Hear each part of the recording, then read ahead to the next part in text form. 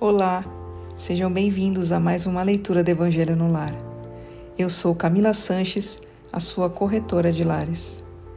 Por favor, separe um copo de água para cada pessoa que desejar receber a água fluidificada. E se você tiver algum animal de estimação, faça a limpeza das vasilhas e coloque água nova. Vamos iniciar com a oração de abertura. Rogamos ao Senhor Deus Onipotente que envie bons espíritos para nos assistir, que afaste os que poderiam nos induzir em erro e que nos conceda a luz necessária para distinguir a verdade da impostura. Afasta também os espíritos maldosos, encarnados ou desencarnados, que poderiam tentar lançar a desunião entre nós e nos desviar da caridade e do amor ao próximo. Se alguns procurarem introduzir-se aqui, faz que não encontrem acesso no coração de nenhum de nós. Bons espíritos que se dignam a vir nos instruir, nos tornem dóceis a seus conselhos. Nos livrem de todo pensamento de egoísmo, orgulho, inveja e ciúme. Nos inspirem compaixão e benevolência para com os nossos semelhantes, presentes ou ausentes, amigos ou inimigos. Façam que, finalmente, pelos sentimentos de que fomos animados, reconheçamos sua benéfica influência. Deem aos médios que escolheram para nos transmitir seus ensinamentos a consciência da santidade do mandato que lhe é confiado e da gravidade do ato que vão realizar, a fim de que o façam com o fervor e o recolhimento necessários. Se na reunião houvesse pessoas que a ela tenham vindo atraídas por outros sentimentos que não os do bem, abram seus olhos à luz e perdoem-nos, como nós perdoamos se vierem com más intenções. Pedimos especialmente ao espírito de André Luiz, nosso guia espiritual, que nos assista e que vele por nós. A leitura de hoje do Evangelho segundo o Espiritismo é do capítulo 4, Ninguém poderá ver o reino de Deus se não nascer de novo. Ressurreição e reencarnação, itens 1 a 17. Chegando aos arredores de Cesareia de Filipe, Jesus interrogou a seus discípulos, dizendo: Que dizem os homens com relação ao Filho do Homem? Quem dizem que eu sou? Eles lhe responderam: Uns dizem que és João Batista, outros Elias, outros Jeremias ou algum dos profetas. Perguntou-lhe Jesus: E vocês, quem dizem que eu sou? Simão Pedro, tomando a palavra, respondeu: Tu és o Cristo, o Filho do Deus vivo. Replicou-lhe Jesus: Bem-aventurado és, Simão, filho de Jonas, porque não foi a carne nem o sangue que te revelaram isso, mas meu Pai que está nos céus. Entretanto, Herodes, o tetrarca, ouviu falar de tudo o que Jesus fazia e seu espírito estava em suspenso, porque uns diziam que João Batista havia ressuscitado dos mortos, outros que Elias havia aparecido, e outros ainda que um dos antigos profetas havia ressuscitado. Então Herodes disse: Mandei cortar a cabeça a João Batista, mas quem é esse de quem ouço dizer tão grandes coisas? E tinha vontade de vê-lo. Depois da transfiguração, seus discípulos então o interrogaram e lhe disseram: Por que os escribas dizem que é necessário que antes Elias volte? Jesus lhes respondeu: É verdade que Elias deve voltar e restabelecer todas as coisas, mas eu lhes declaro que Elias já veio e eles não o conheceram e o trataram como quiseram. É assim que farão sofrer o Filho do Homem. Então seus discípulos compreenderam que era de João Batista que lhes falava. A reencarnação fazia parte dos dogmas dos judeus, sob o nome de ressurreição. Só os saduceus, que pensavam que tudo acabava com a morte, não acreditavam nela. As ideias dos judeus sobre esse ponto, como sobre muitos outros, não eram claramente definidas, porque tinham apenas noções vagas e incompletas sobre a alma e sua ligação com o corpo. Acreditavam que um homem que viveu podia reviver, sem saber precisamente de que maneira isso podia ocorrer. Designavam com a palavra ressurreição o que o Espiritismo chama mais judiciosamente reencarnação. Com efeito, a ressurreição supõe o retorno à vida do corpo que morreu, o que a ciência demonstra ser materialmente impossível, sobretudo quando os elementos desse corpo já estão há muito tempo dispersos e absorvidos. A reencarnação é o retorno da alma ou espírito à vida corporal, mas num novo corpo, especialmente formado para ele e que nada tem de comum com o antigo. A palavra ressurreição podia sim aplicar-se a Lázaro, mas não a Elias, nem aos outros profetas. Se, portanto, segundo a crença deles, João Batista era Elias, o corpo de João não podia ser o de Elias, uma vez que João fora visto criança e seus pais eram conhecidos. João podia, portanto, ser Elias reencarnado, mas não ressuscitado. Ora, havia um homem entre os fariseus chamado Nicodemos, senador dos judeus, que veio durante a noite encontrar-se com Jesus e lhe disse: Mestre, sabemos que vieste da parte de Deus para nos instruir como um doutor, pois ninguém poderia fazer os milagres que fazes se Deus não estivesse com ele. Jesus lhe respondeu: em verdade te digo, ninguém pode ver o reino de Deus se não nascer de novo. Disse-lhe Nicodemos: como pode nascer um homem já velho? Pode tornar a entrar no ventre de sua mãe para nascer pela segunda vez?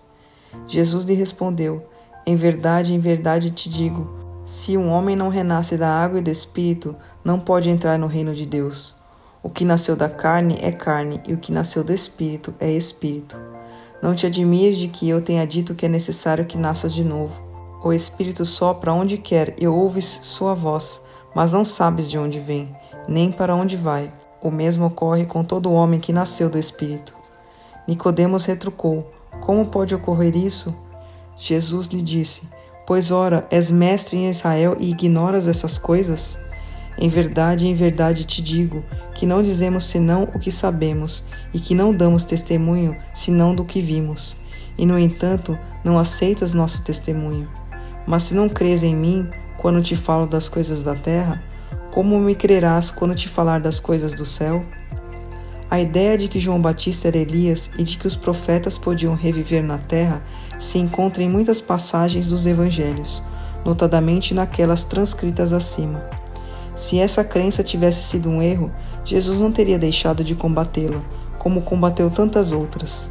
Longe disso, ele a sanciona com toda a sua autoridade e a impõe como princípio e como condição necessária quando diz: ninguém pode ver o reino dos céus se não nascer de novo. E insiste acrescentando: não te admires de que eu tenha dito que é necessário que nasças de novo. Estas palavras, se um homem não renasce da água e do Espírito, foram interpretadas no sentido da regeneração pela água do batismo, mas o texto primitivo trazia simplesmente: não renasce da água e do Espírito, enquanto em algumas traduções as palavras do Espírito foram substituídas por do Espírito Santo, o que não corresponde mais ao mesmo pensamento. Esse ponto capital se destaca nos primeiros comentários tecidos sobre os evangelhos, como isso será comprovado um dia sem equívoco possível. Para compreender o verdadeiro sentido dessas palavras, é necessário também referir-se ao significado do vocábulo água, que não era empregado em seu significado próprio. Os conhecimentos dos antigos sobre as ciências físicas eram muito imperfeitos. Acreditavam que a Terra havia saído das águas, e por isso consideravam a água como elemento gerador absoluto. Assim é que no livro do Gênesis se lê: o Espírito de Deus pairava sobre as águas, flutuava sobre as águas, que o firmamento seja feito no meio das águas, que as águas que estão sob o céu se reúnam num só lugar e que apareça o elemento árido, que as águas produzam animais vivos que nadem na água e pássaros que voem sobre a terra e sob o firmamento. Segundo essa crença, a água se havia tornado o símbolo da natureza material, como o espírito era o da natureza inteligente. Estas palavras, se o homem não renascer da água e do espírito, ou em água e em espírito, significam, pois, se o homem não renascer com seu corpo e sua alma, é nesse sentido que foram compreendidas no início. Esta interpretação se justifica, aliás, por essas ou outras palavras: o que nasceu da carne é carne e o que nasceu do espírito é espírito. Jesus estabelece aqui uma distinção positiva entre o espírito e o corpo. O que nasceu da carne é carne, indica claramente que só o corpo procede do corpo e que o espírito é independente deste. O espírito sopra onde quer, ouves sua voz, mas não sabes de onde vem nem para onde vai. Pode-se entender que se trata do Espírito de Deus, que dá vida a quem ele quer, ou da alma do homem. Nesta última interpretação, não sabes de onde vem nem para onde vai, significa que ninguém sabe o que foi, nem o que será o espírito.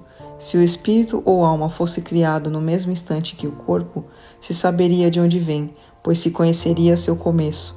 Como quer que seja, essa passagem é a consagração do princípio da pré-existência da alma e, por conseguinte, da multiplicidade das existências. Ora, desde o tempo de João Batista até o presente, o reino dos céus é tomado pela violência, e são os violentos que o arrebatam. Pois até João, todos os profetas, bem como a lei, profetizaram. Se quiserem compreender o que lhes digo, ele mesmo é Elias, que deve vir. Quem tiver ouvidos para ouvir, que ouça. Se o princípio da reencarnação expressa em São João pudesse, a rigor, ser interpretado num sentido puramente místico, o mesmo não se poderia dizer desta passagem de São Mateus, que não permite qualquer equívoco. Ele próprio é Elias que deve vir. Aqui não há figura nem alegoria, é uma afirmação positiva. Desde o tempo de João Batista até o presente, o reino dos céus é tomado pela violência. Que significam essas palavras uma vez que João Batista ainda vivia naquele momento? Jesus as explica dizendo: se quiserem compreender o que digo, ele mesmo é Elias que deve vir. Ora, sendo João o próprio Elias, Jesus menciona a época em que João vivia com o nome de Elias. Até o presente, o reino dos céus é tomado pela violência. É outra referência à violência da lei mosaica que ordenava o extermínio dos infiéis para conquistar a terra prometida, paraíso dos hebreus, ao passo que, segundo a nova lei, o céu se conquista pela caridade e pela brandura. Depois acrescenta: quem tiver ouvidos para ouvir, que ouça. Estas palavras, tantas vezes repetidas por Jesus, dizem claramente que nem todos estavam em condições de compreender certas verdades. Aqueles do povo que foram mortos viverão de novo. Aqueles que estavam mortos a meu redor ressuscitarão. Despertem de seu sono e entoem louvores a Deus, vocês que habitam no pó, porque o orvalho que cai sobre vocês é um orvalho de luz e porque arruinarão a terra e o reino dos gigantes. Esta passagem de Isaías é igualmente explícita. Aqueles do povo que foram mortos viverão de novo. Se o profeta tivesse ouvido falar da vida espiritual, se tivesse pretendido dizer que aqueles que tinham sido executados não estavam mortos em espírito, teria dito: ainda vivem e não viverão de novo. No sentido espiritual, estas palavras seriam um contrassenso, uma vez que implicariam uma interrupção na vida da alma. No sentido de regeneração moral, seriam a negação das penas eternas, pois estabelecem em princípio que todos os que estão mortos reviverão. Mas quando o homem morreu uma vez, quando o seu corpo separado de seu espírito é consumido, o que se torna? Visto que o homem morreu uma vez, poderia realmente reviver de novo? Nesta guerra em que me vejo todos os dias de minha vida, espero que minha transformação aconteça. Quando o homem morre, perde toda a sua força, expira, depois onde está? Se o homem morre, reviverá? Vou esperar todos os dias de meu combate até que me ocorra alguma mutação? Quando o homem está morto, vivi sempre. Terminando os dias de minha existência terrestre, vou esperar, pois voltarei. O princípio da multiplicidade das existências é claramente expresso nessas três versões. Não se pode supor que Jó tenha querido falar da regeneração pela água, do batismo, que certamente ele não conhecia. Visto que o homem morreu uma vez, poderia realmente viver de novo?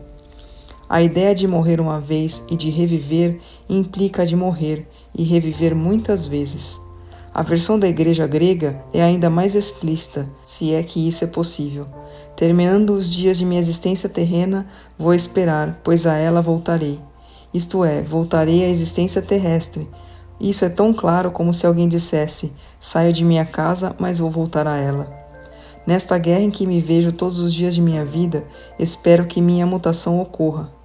Jó quer evidentemente falar da luta que sustenta contra as misérias da vida. Espera sua mutação, isto é, se resigna. Na versão grega, vou esperar, parece aplicar-se antes à nova existência. Quando minha existência terrena tiver terminado, vou esperar, pois a ela voltarei. Jó parece colocar-se após a morte no intervalo que separa uma existência de outra e diz que lá aguardará seu retorno. Não há, pois, como duvidar que, sob o nome de ressurreição, o princípio da reencarnação era uma das crenças fundamentais dos judeus, princípio que é confirmado por Jesus e pelos profetas de modo formal. Disso se segue que negar a reencarnação é negar as palavras de Cristo. Suas palavras se revestirão de autoridade nesse ponto, como em muitos outros, quando forem meditadas sem preconceito. Mas a essa autoridade, do ponto de vista religioso, vem-se acrescentar, do ponto de vista filosófico, aquela das provas que decorrem da observação dos fatos. Quando dos efeitos se pretende remontar às causas, a reencarnação surge como uma necessidade absoluta, como uma condição inerente à humanidade. Numa palavra, como uma lei da natureza, ela se revela por seus resultados, de uma maneira, por assim dizer, material, como um motor oculto se revela pelo movimento. Só ela pode dizer ao homem de onde ele vem, para onde vai, por que está na terra, e justificar todas as anomalias e todas as injustiças aparentes que a vida apresenta. Sem o princípio da pré-existência da alma e da multiplicidade das existências, as máximas do Evangelho, em sua maioria, são ininteligíveis. É por isso que deram lugar a interpretações tão contraditórias. Este princípio é a chave que deve restituir-lhes seu verdadeiro sentido. Palavra dos Espíritos. Graças a Deus. Mas antes de iniciarmos a oração de encerramento, eu quero pedir a você, que ainda não é inscrito em nosso canal, por favor, se inscreva agora. Clique no botão inscrever-se aqui abaixo do vídeo. Aproveita para ativar o sininho das notificações e receber todos os nossos vídeos. Se você está com problemas, precisando de ajuda ou conhece alguém que está enfrentando muitas dificuldades em casa, como animaizinhos perdidos ou doentes, brigas constantes com os filhos, discussões no relacionamento, por favor, compartilhe essa mensagem. Leia também a descrição desse vídeo e entre em contato conosco pelo WhatsApp. Você pode salvar a vida de alguém, curtindo e compartilhando o nosso conteúdo. Vamos finalizar com a oração de encerramento. Agradecemos aos bons espíritos que se dignaram vir comunicar-se conosco e lhes rogamos que nos ajudem a pôr em prática as instruções que nos deram e façam com que, ao sair daqui, cada um de nós se sinta fortalecido na prática do bem e do amor ao próximo. Desejamos também que essas instruções sejam proveitosas para os espíritos sofredores, ignorantes ou viciosos, que puderam participar dessa reunião e para os quais imploramos a misericórdia de Deus. Amém.